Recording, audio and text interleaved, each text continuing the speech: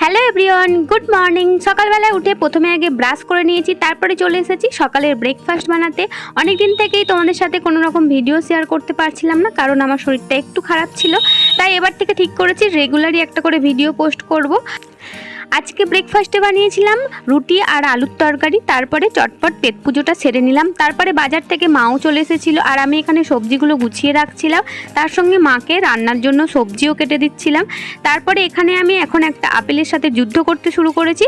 শেষ পর্যন্ত সফল হয়ে কোনো দিকে না তাকিয়ে একটা আপেল নিজেই আগে মুখে পুড়ে দিলাম, তারপরে মাকে আর দাদাকেও দিয়েছিলাম।